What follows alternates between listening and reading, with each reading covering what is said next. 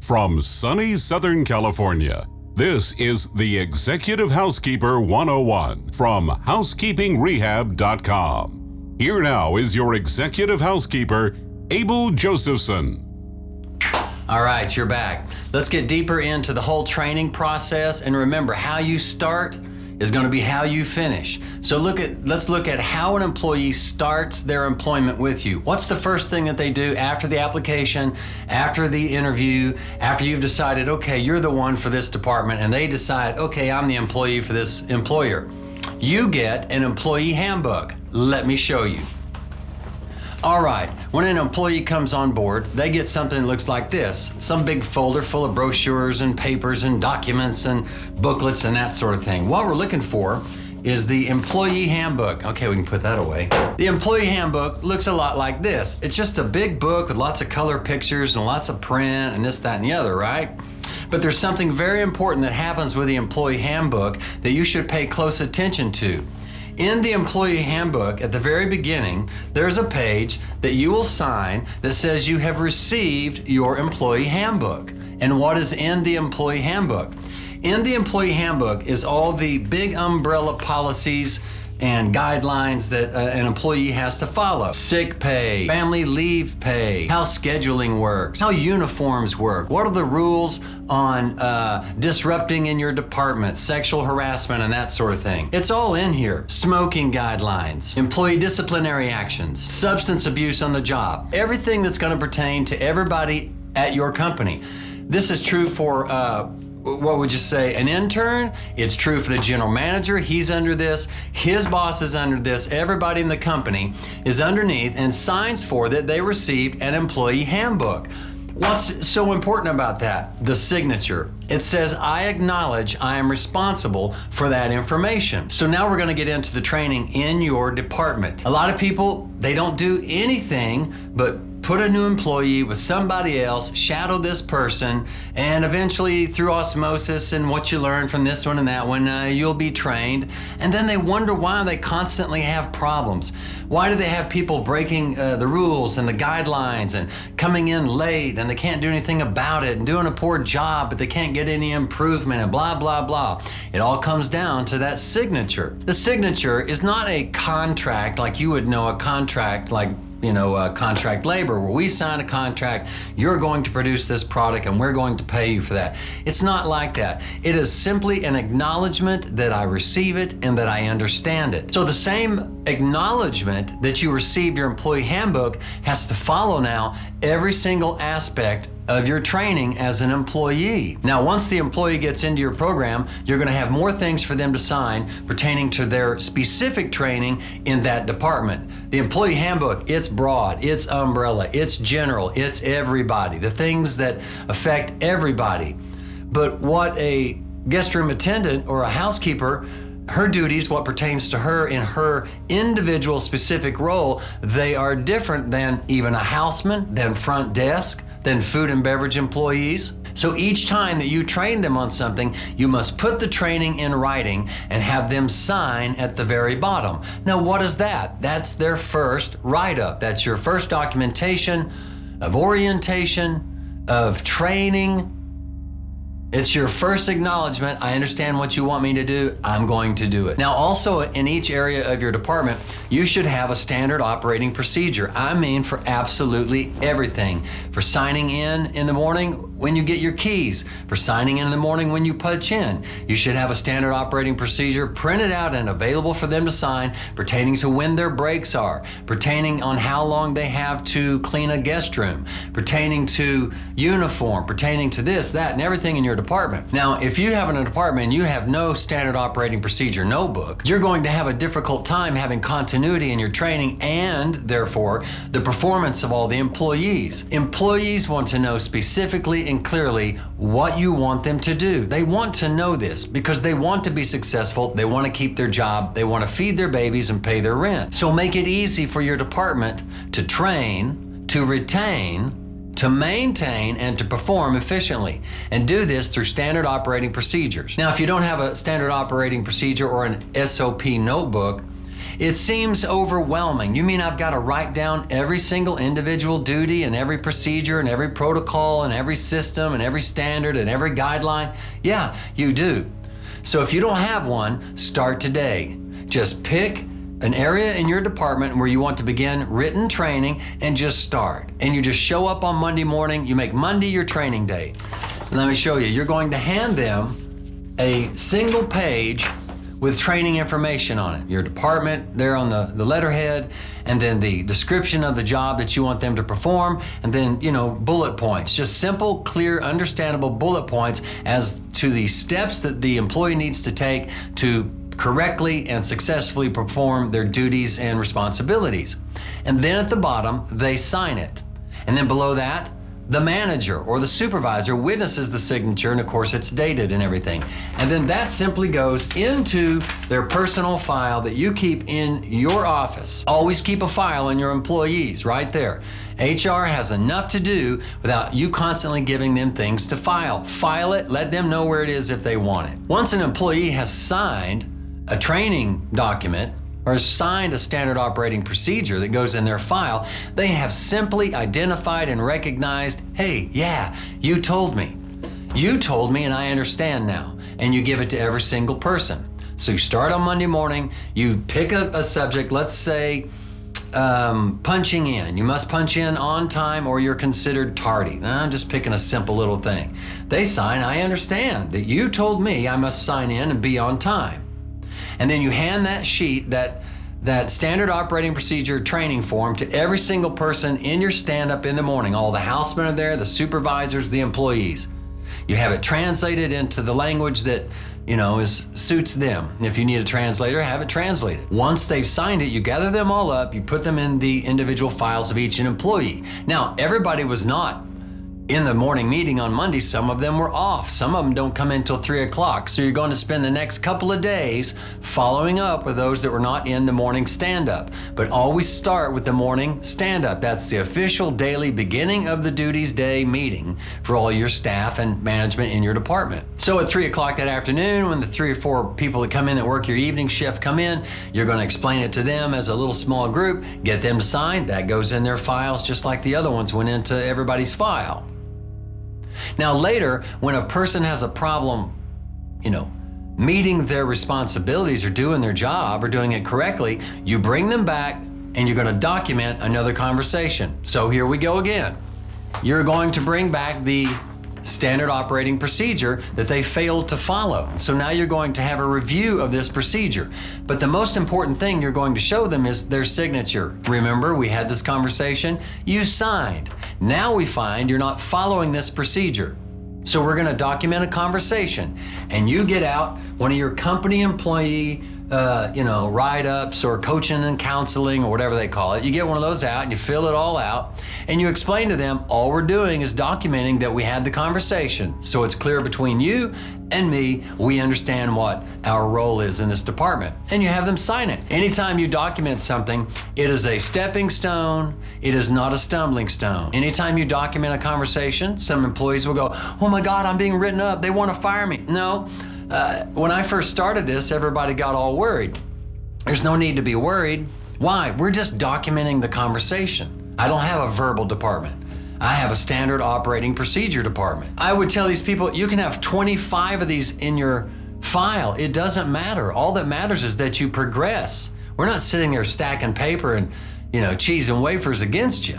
We just want you to understand what's going on. But if they continue to fail to comply with your standard operating procedures, what do you have? Well, you have the first documentation of the training, and you have any further documentations of conversations regarding to those. You have all that in their file. The problem that people have with terminating people is they've got to start this train from scratch every time with every employee. Oh, we'd like to get rid of this person because they continually to fall short of our standards.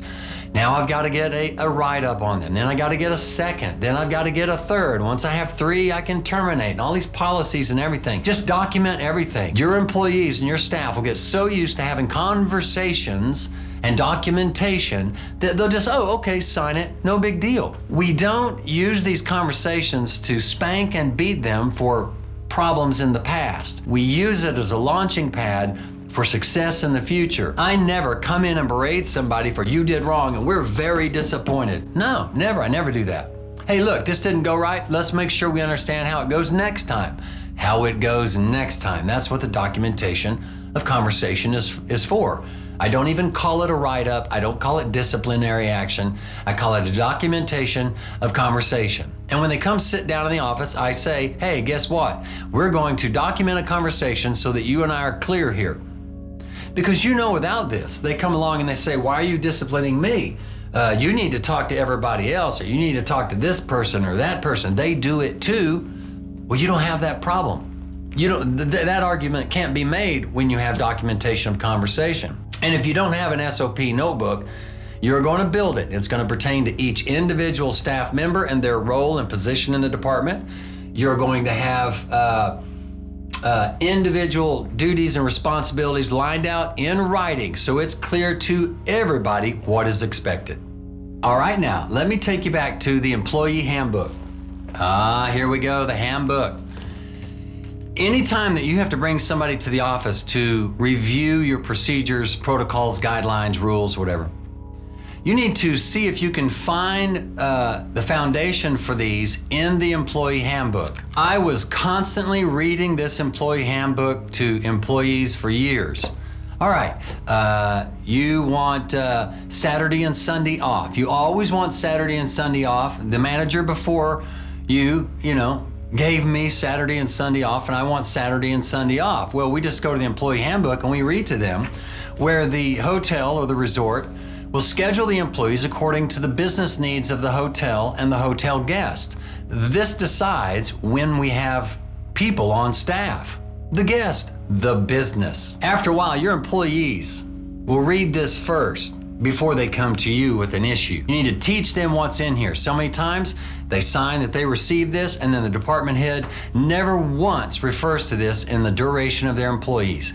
Never once as an employee did I have anybody read back to me anything out of this handbook. It's just filed away. Employers give it to employees and they take it home and it gets put on this shelf and that shelf, and eventually, what's this? I don't know, some stuff they gave me at work, and it gets thrown away. I would read this stuff to them to make sure it's clear. Why is the employee handbook so important? Why is documentation, coaching, and counseling with a signature so important? It takes away any doubt of the clarity and the understanding between employee and employer. Nobody can say, you didn't tell me. Now, you're gonna have that problem if you just have conversations in the hallway. You won't get anywhere. That will continue to happen. It is a safety measure for you and the employee. They need this respect. They deserve this dignity of clear communication.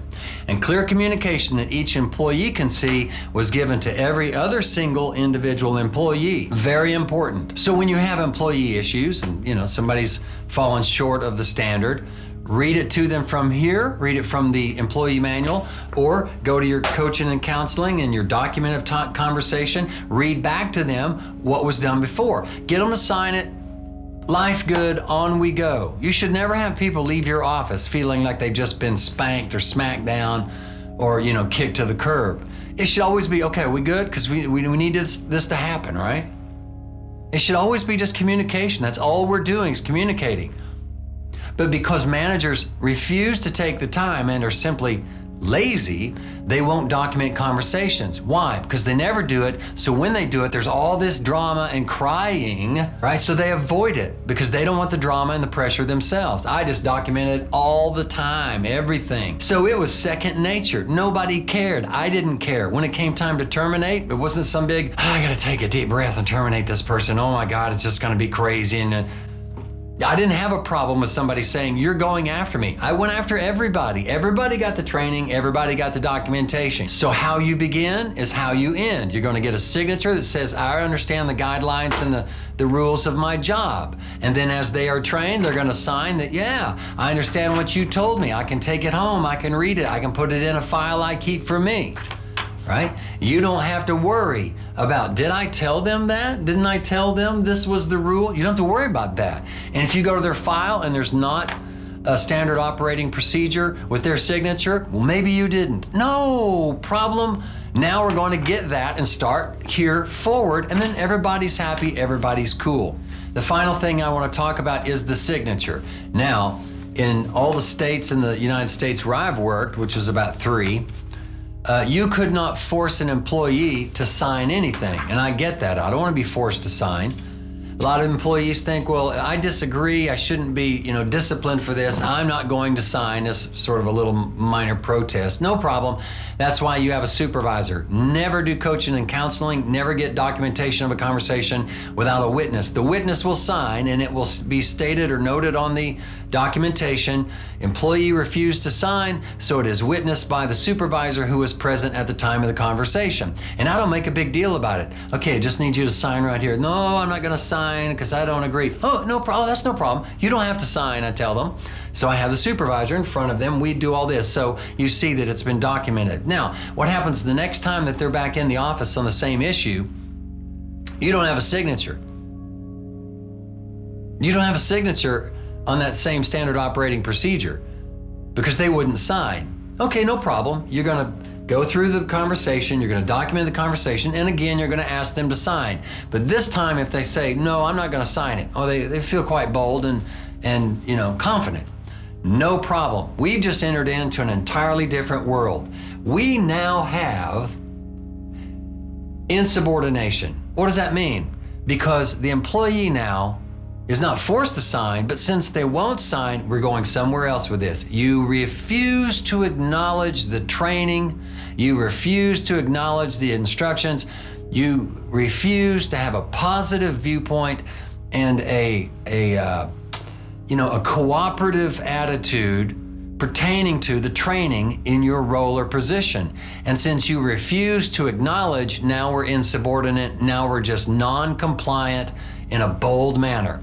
Now this goes much faster, much deeper. So that works against them at the end of the day. But always be positive, always explain it's a stepping stone, not a stumbling stone. Always document, continually document to the point that nobody cares about signing, nobody cares about a documentation. We're just communicating, and your department will run better.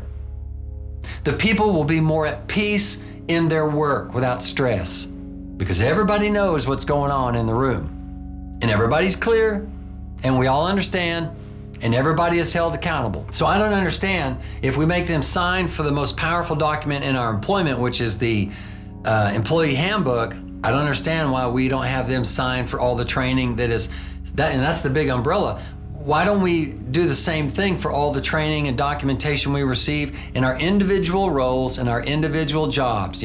Guest room attendant, houseman, laundry, these guys. Talk about it, sign off on it, and move forward. Okay, from the Executive Housekeeper 101, that's your training. Now I need you to sign so that we understand we had this conversation. The hotel and hospitality industry is a type of entertainment and a form of show business. Thanks for visiting the Executive Housekeeper 101 with Abel Josephson from HousekeepingRehab.com.